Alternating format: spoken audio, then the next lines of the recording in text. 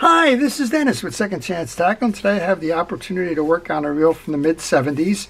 This one is a Berkley spinning reel, number 415, and it's kind of interesting. Where was it made? It says inspected and assembled in the USA from parts made in Japan. So this is what I call the excuse me reel of the early 1970s, when manufacturers were offshoring reel manufacture as well as some component manufacture. And it wouldn't be long before Berkley just had the entire reel made over there. Berkley was not a reel manufacturer. They were bait and lures and the like that we've come to know today from the Berkley Gulp and that. Berkley today is part of the Pure Fishing Group. There's no reels marketed under them, but these were a good complement to their primary line, and so they did that. I did a little bit of research. Most of the Berkley reels in Japan were made by Sugita or Mori. I'm not quite sure which one had their hand in this one, but overall it's a nice reel. It's about a 40 size reel, and it's working in all pieces and parts. I thought we would do a service on it, show you how the reel is made, how those parts from Japan were assembled and inspected in the U.S. How's that? So we're going to start by taking off the exterior pieces. I'll remove the spool first.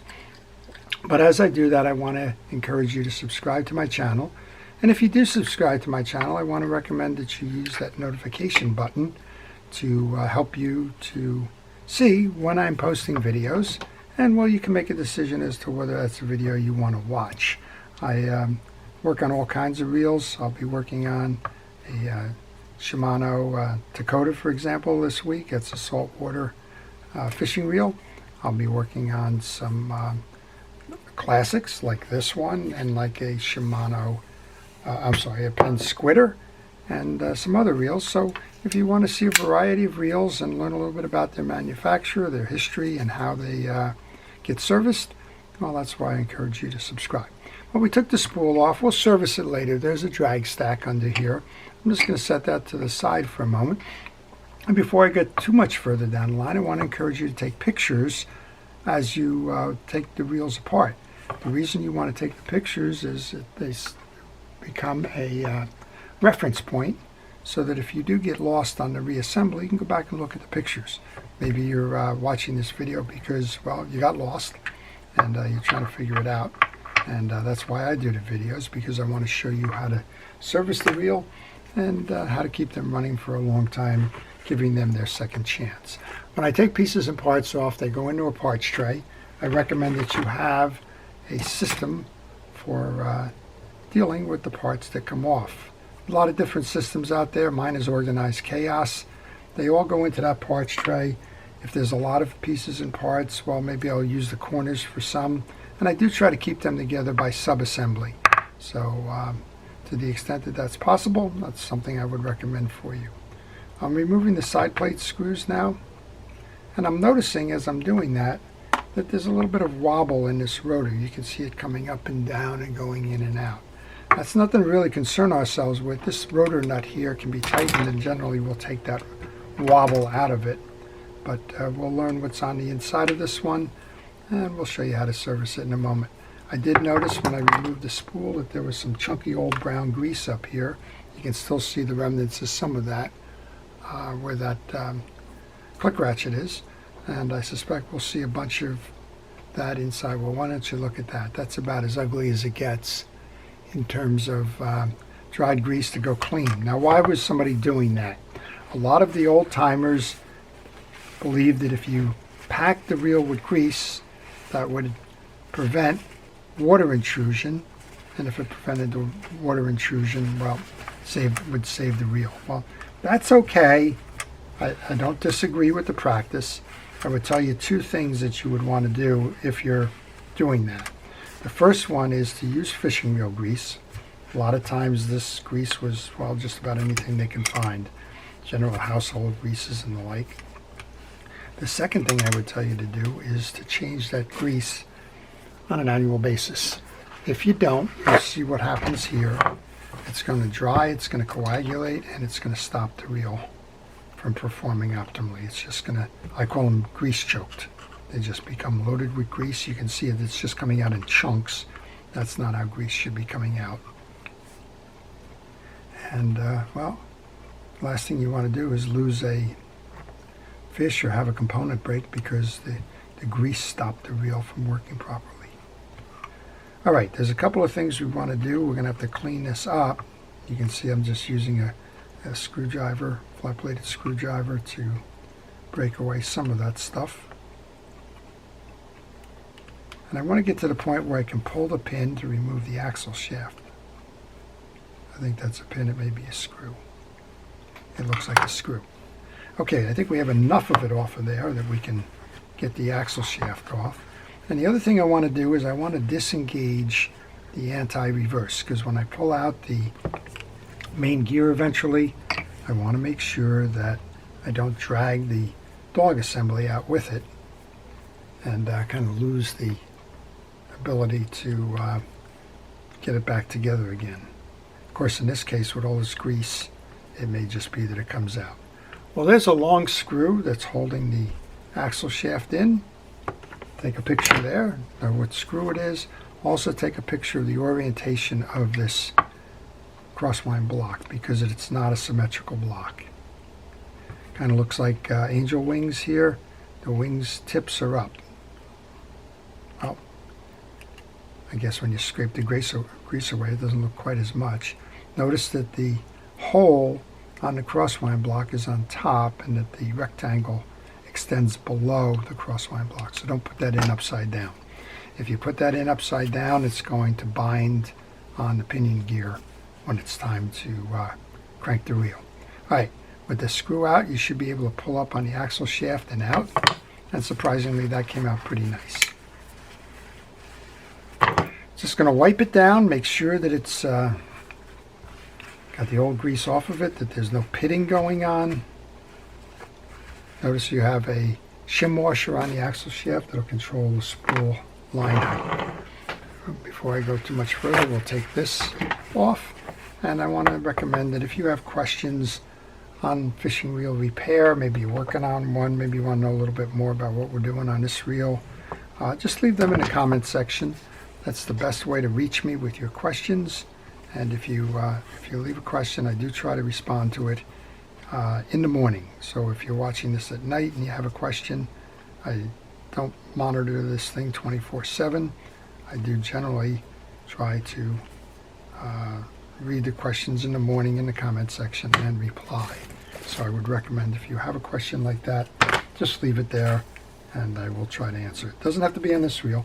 It can be on any reel, and I will try to help you along with that. Well, we're just cleaning up this crosswind block now. And here's an example of why that becomes an issue. That grease dried up in the track here, which would make that hard to turn the piece. Well, we've taken the axle shaft off. I imagine I can turn this off by hand now because we saw the wobble in the spool.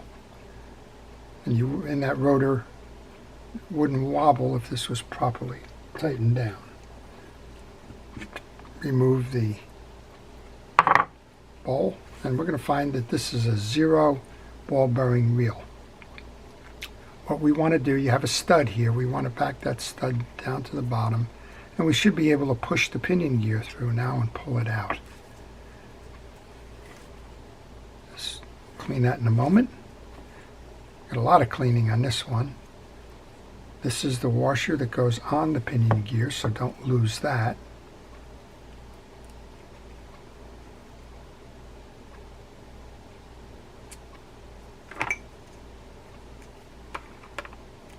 And let's push the main gear out now. Again, you want to be in the off position for the anti-reverse dog. You can see it down there. And we're just going to continue to do a little bit of cleaning on this. So a lot of fishing reels in the 70s started being manufactured in Japan. And it continues today. The manufacturers have moved most of their plants and offshoring.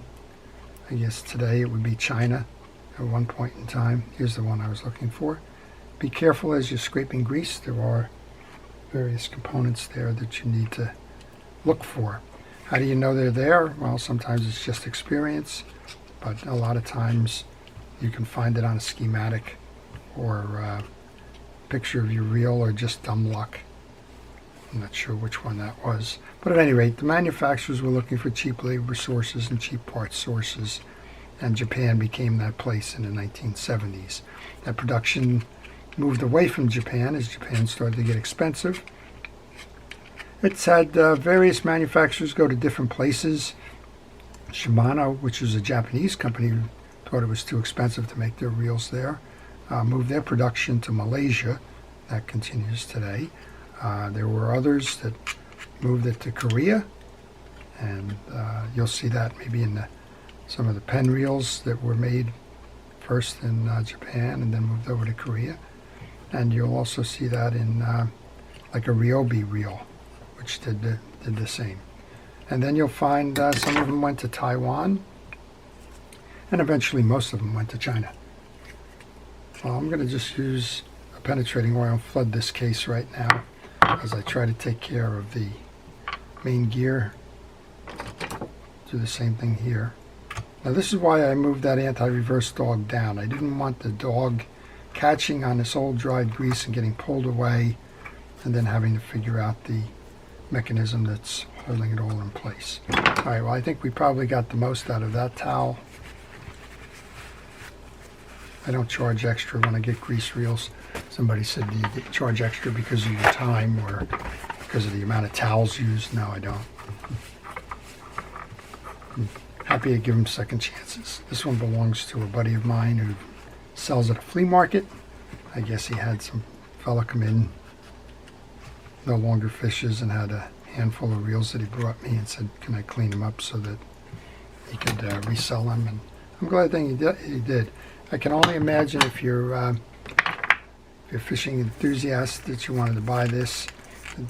It seemed to work okay and go home and be disappointed because, well, when you opened it up, it was an absolute mess inside. So, lessons learned. All right, the main gear's cleaned. Come back here and just take that last little bit off the block. Those are going to go into my parts tray. Let's come back here and do that last bit of cleaning on the case then. So I'm using a cotton swab to get into those tight little places and get where that screwdriver couldn't. I'm doing my best to clean it up. This is a good place to note how this comes together here. There's a long arm on that override, and there's a little spring that's wrapped around the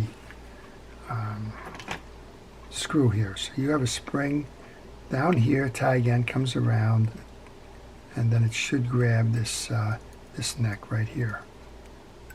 Well, it's on this side, right there. So you have the other side here, which is putting the upward pressure on to keep it engaged against the case. All right, just a little bit more. So these things, these remind me of heading. So I think if I was to say who was using what to make their reels, I would say Heddon's reels were probably made in the same plant. All right, I got a little bit more of that grease in here. Just trying to be careful not to upset that anti-reverse dog. But again, we're just taking chunks of that out. But I think for the most part we've accomplished what we needed to accomplish. There is a washer here in the case, note that. And one more little piece here and we can start that reassembly. Alright, well we've got a nice clean case now. That was what we were trying to do. Get all that old junk out of there. So let's go ahead and do the reassembly then. So reassembly is pretty much the reverse of what you started to do.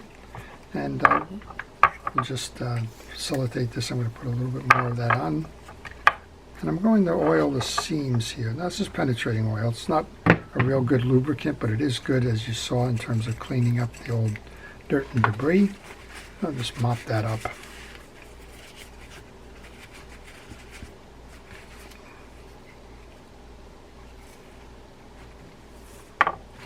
we can go ahead and reinstall it. Okay, let's start with the main gear. You want to check all of the teeth on the main gear. You want to make sure that they're uniform. If there's an issue with them being choked, go ahead and use a brush. It can be a wire brush or it can be a hard brush. Just clean them all out. Check that way and check the crowns on the teeth. Make sure that they all have their points on them. When you do that, then we want to relubricate this reel. I'm going to use fishing reel grease as I recommend, and that's in this case it's Penn Precision reel grease. And we'll go ahead and put some grease onto the shaft of the main gear, onto the teeth of the main gear. And you don't have to get it in every tooth. And then onto the face of the main gear where that crosswind block is going to ride. When you do that, line it up with that washer that's inside the case. And go ahead and put that back in. And rotate the stud down. Now that's not as important in this one, but it's a good practice to start by putting the stud down. Let's do the same thing on the pinion gear then. And you can see the old grease is just lodged in there. So let's go ahead and take that hard brush again. Pull through. Make sure that you've cleaned it out. If you have any problems, go to a pick or a safety pin or anything that can reach into those grooves. Make sure that you clean all of those channels out. We're good with that, so we're going to go ahead and reinstall that. You remember we pushed that through the bottom, so it's going to come up top. And you'll probably recall that when I did this, we had a washer that was inside the case. That's this one. Pretty sure that you need to install the washer first, like this, so that you can get it behind the teeth of the main gear. If you tried putting it onto the post, generally don't clear the teeth on the main gear. Do that, bring that up. We had a washer on this side.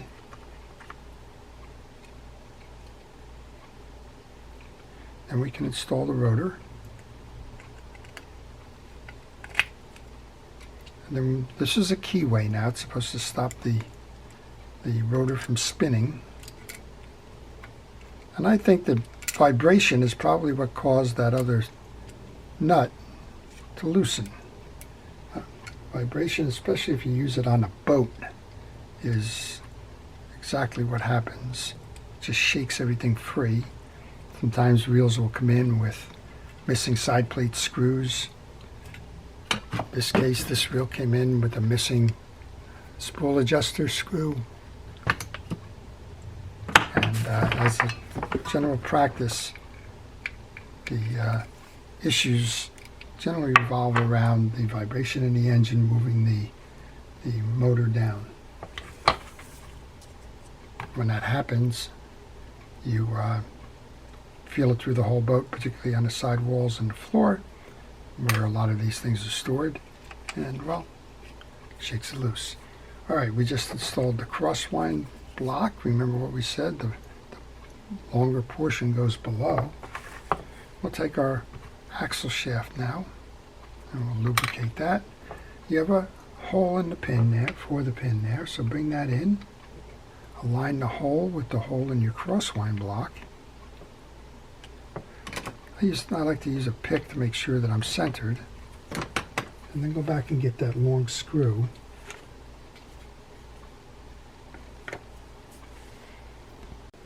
And get ready to install that then. That's got a flat blade on it.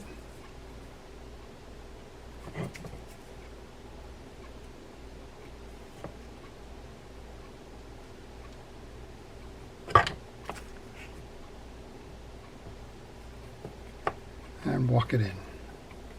Again, if you had any questions when you were reinstalling, go back to your reference pictures.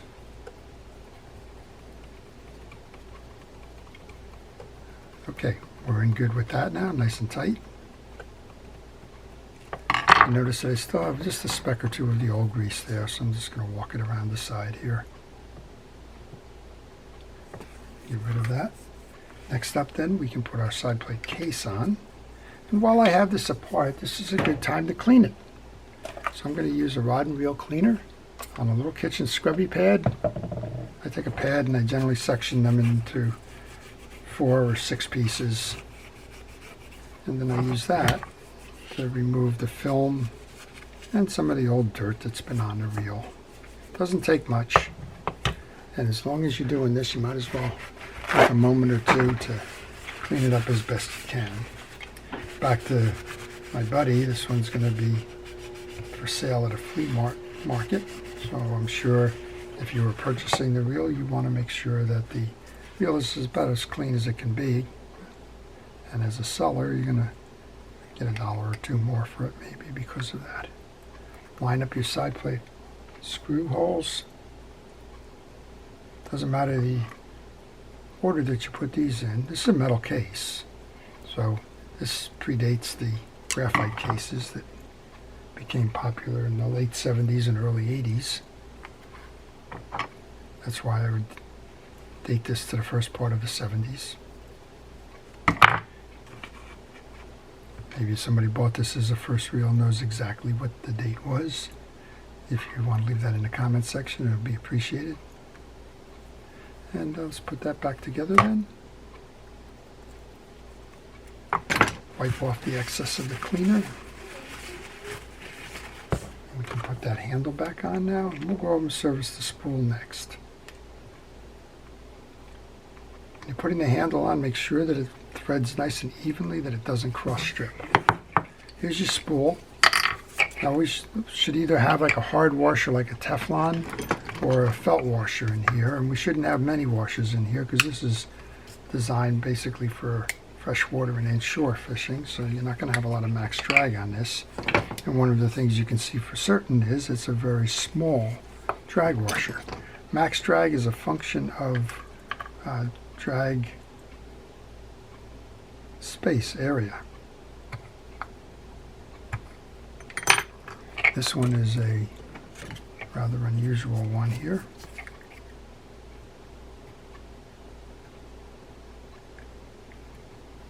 It's a thick washer, and I believe it's probably leather. So I'm going to take some drag washer grease, put that on there because that can be fresh leather. I'll use my gloved hand as a tool to kind of move it around. I want to clean out the cavity and the top of the spool before reinstalling. And then we can go ahead and put that back in. We have a small tension washer that'll help the tension on the drag knob. We have the metal one, and we have the spring clip that rides in the groove inside the spool.